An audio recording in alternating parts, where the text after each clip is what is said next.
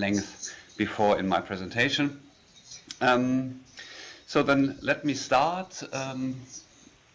Let's go to the second slide.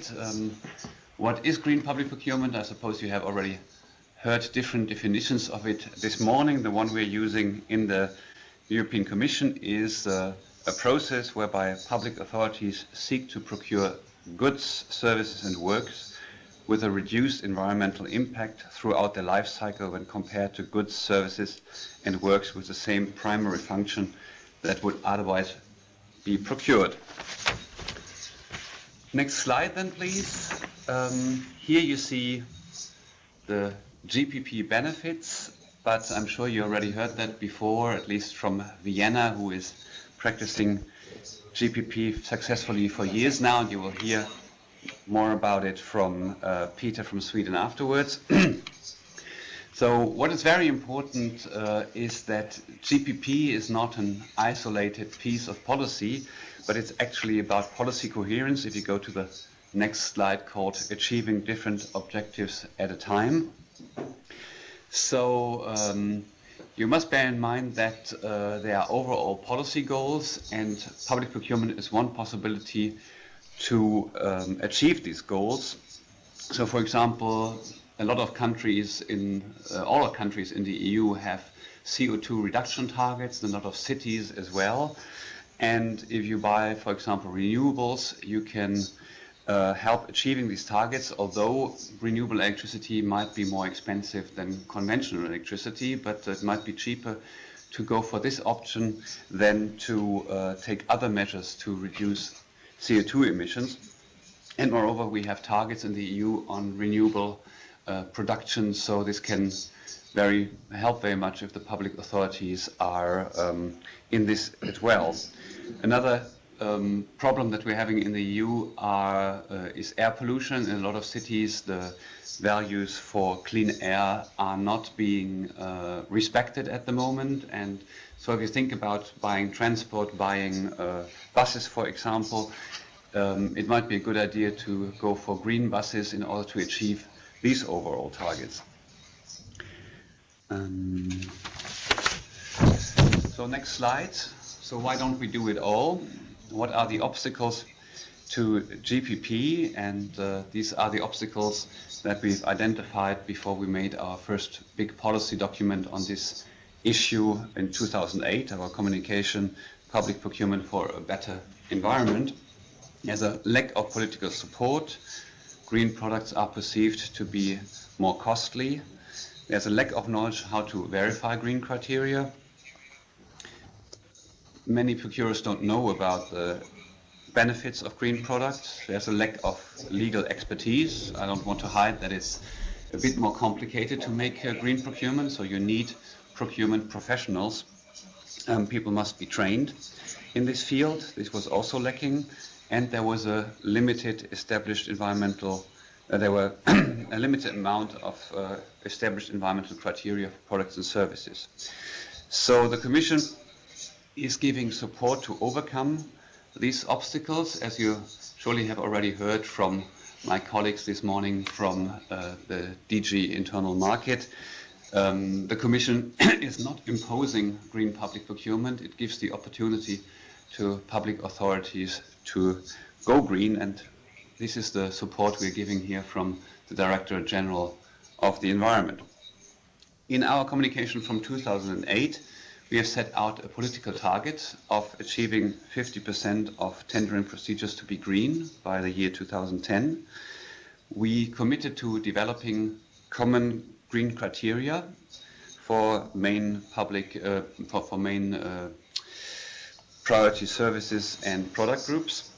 We provided legal guidance in this field, and we asked the member states to go for green public procurement action plans, and more or less all the member states are there at the moment. Next slide.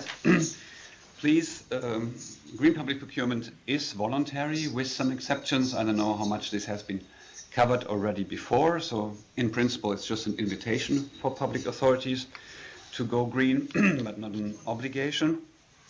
But there are the exceptions of the Energy Star regulation from 2008. This is obliging public authorities at a central level to buy office equipment which is at least as energy efficient as the Energy Star. There is the Clean Vehicles Directive from 2009. This is obliging public authorities to buy environmental friendly vehicles, taking into account at least CO2 emissions, PM10, NOx, and NMHC, another greenhouse gas. The Commission also provided a life cycle costing tool in this context.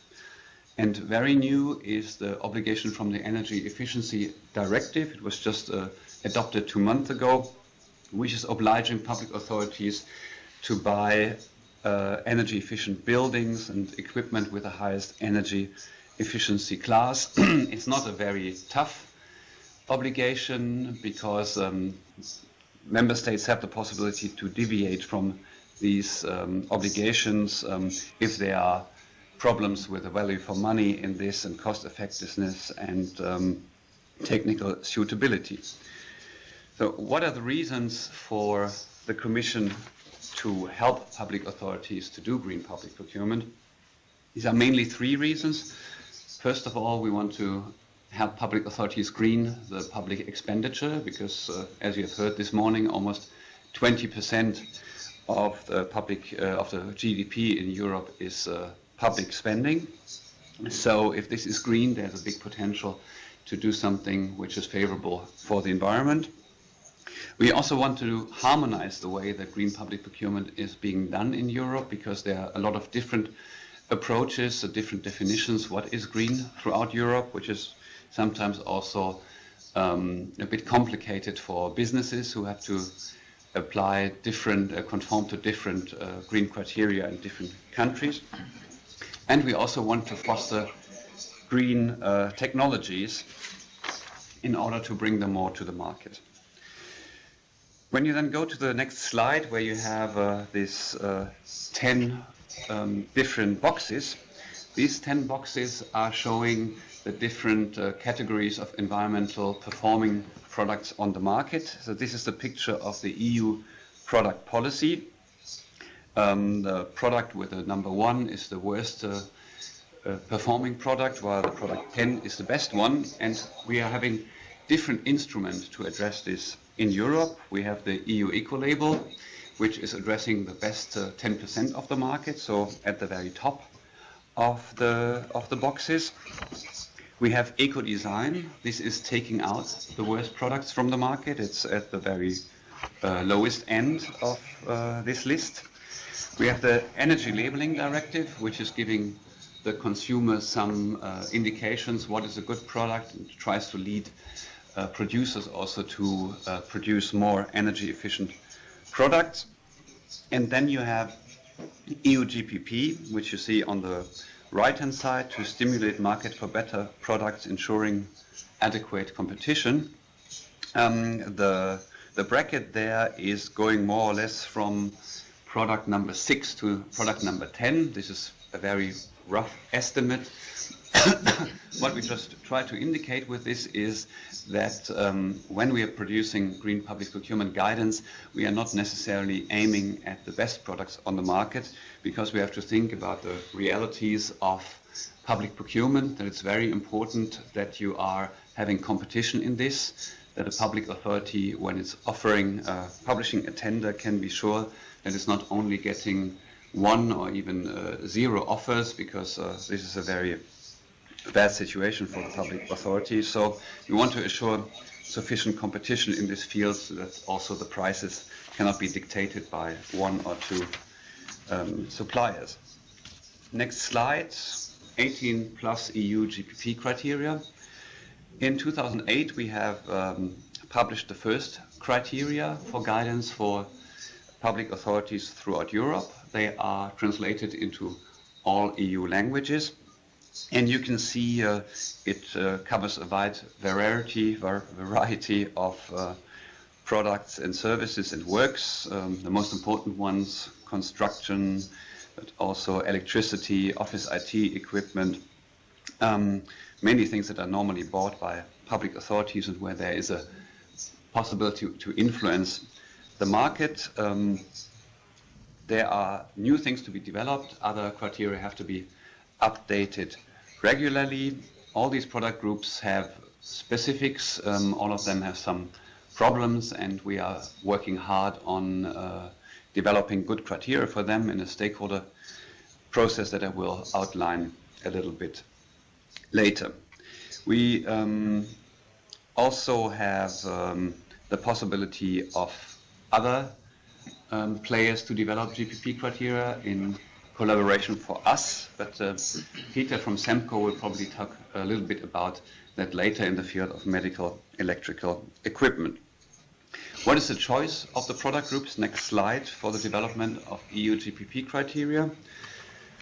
First of all, we of course asked if the product group has a big environmental impact.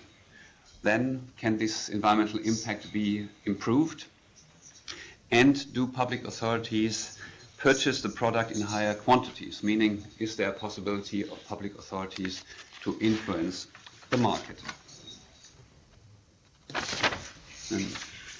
Next slide. We are usually developing two levels of criteria.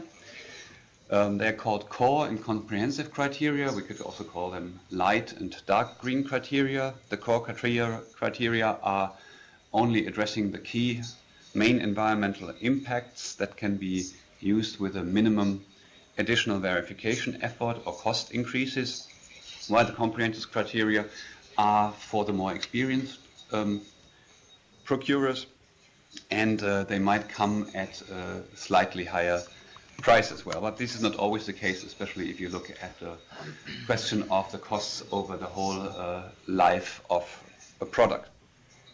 GPP is largely based on eco-labels, so there's a strong collaboration with the EU eco-label, but also with other eco-labels like the German Blue Angel or the Nordic Swan.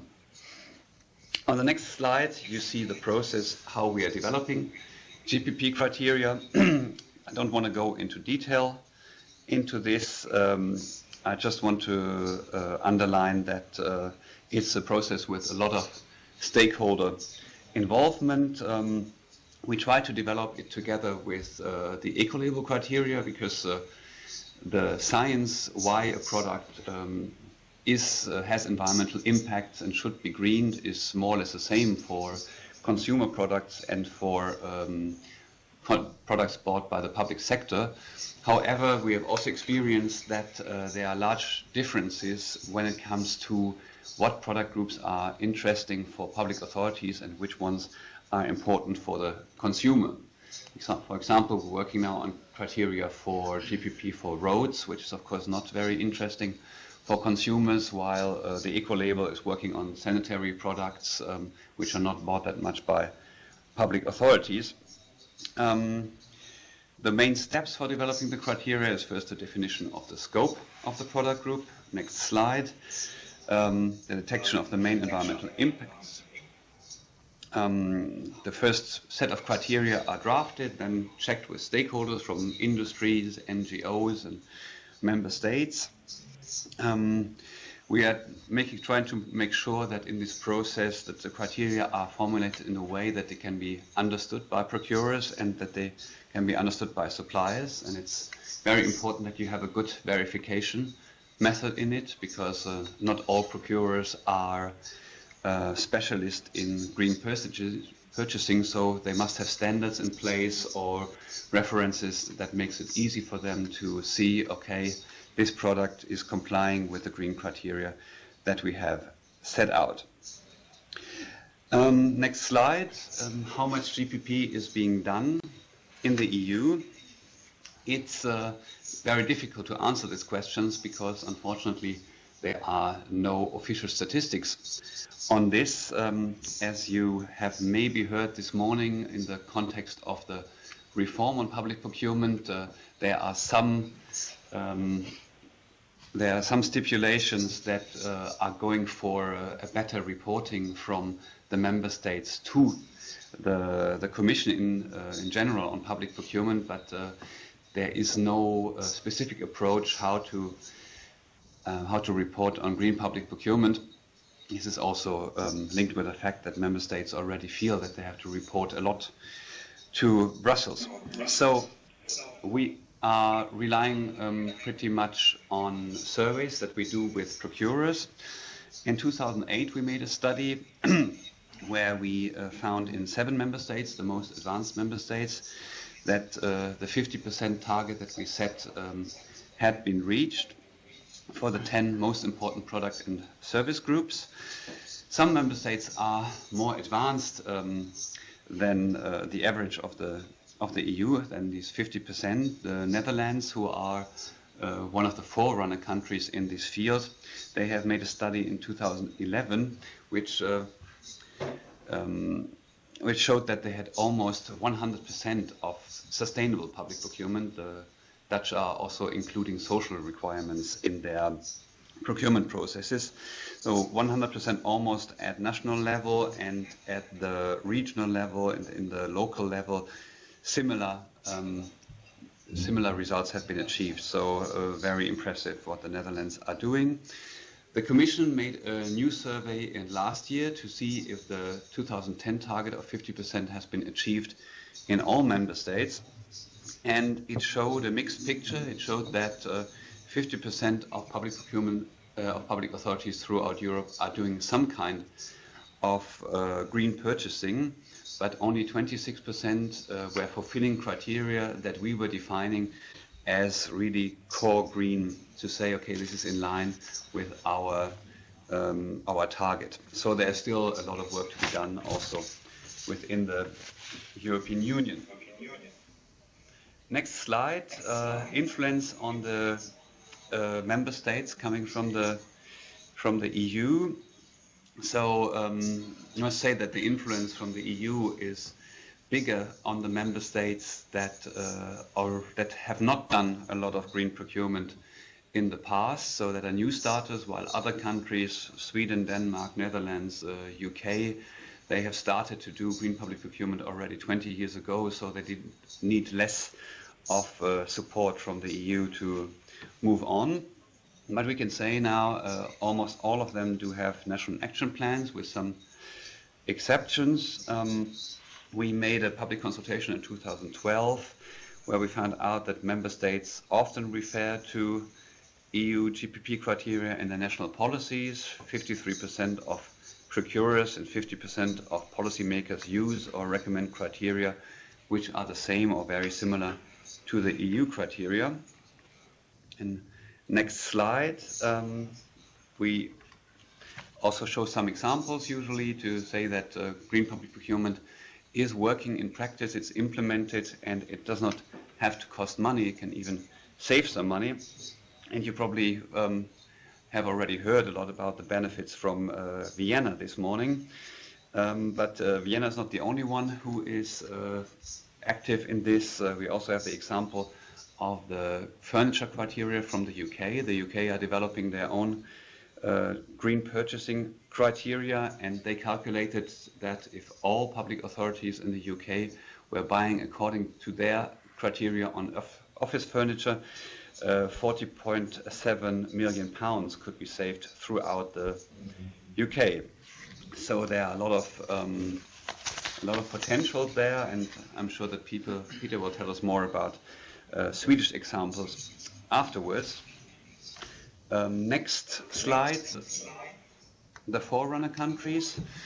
We have looked a little bit on what makes a country perform better than other countries within the EU. We have found in the studies that we made so far large differences between countries. They're good and bad performers. The 4 top performing countries applied GPP in 40 to 60% of the cases, while in 12 countries there are less than 20% people adopting green public procurement practices.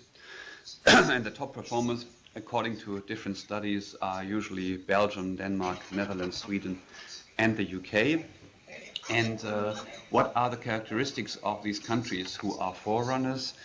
It's very often a long tradition in GPP, but it does not necessarily have to be though. So Belgium started rather late, and they are quite well performing now. All these countries have set kind of targets for achieving certain GPP levels, soft or more stringent targets. There is the existence of hard or soft obligations, and they have a well-developed and institutionalized proactive capacity building approach. So there's a lot of training going out to procurers so that they know how to buy green, that it's not rocket science, that it can be done in daily practice. Next slide. Here are some information sources for GPP. So these are further support steps that the Commission is providing to public authorities interested in GPP. There's first of all a help desk that you can address in the main EU languages, English, French and German. We are providing a monthly newsletter. Might also be interested for you to learn a little bit from especially good practices that are done within the EU. We have a website, we have the Buying Green Guide, which explains how green procurement can be done in the framework of the procurement legislation in the EU. On our webpage we have the full set of the 18 GPP criteria and information on national action plans, frequently asked questions and so on and so forth. So next slide, future development of GPP. What are the plans for the next years? So we continue giving support to public authorities throughout Europe, following the tools that I have just mentioned. One of the main focuses of the next years could also be the work on life cycle costing. As you have heard this morning, that this is one of the central points on sustainable procurement in the reform that is at the moment in Parliament and in Council, and once this is through, we aim to give more guidance on how to do that for the application of life cycle tools.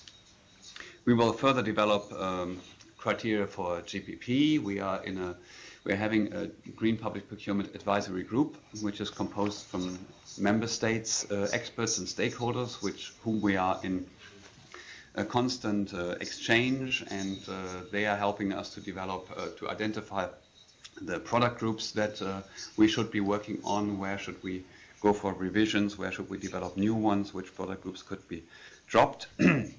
We are also trying to support the implementation of green public procurement in structural funds. As you might know, the EU is spending a lot of money for regional development, and we would like to green this expenditure. For example, we're developing at the moment wastewater treatment plant criteria, which are projects that are very often funded by the EU. So, and in the future, we should also develop, we should see how we can integrate social criteria into the guidance that we're giving. At the moment, we're only doing green, as I said, but a lot of countries have moved to a more integrated approach and are going for sustainable public procurement. So this is my last slide. I would like to thank you very much for your attention, and I'm happy to take some questions. My contact details are on the last slide.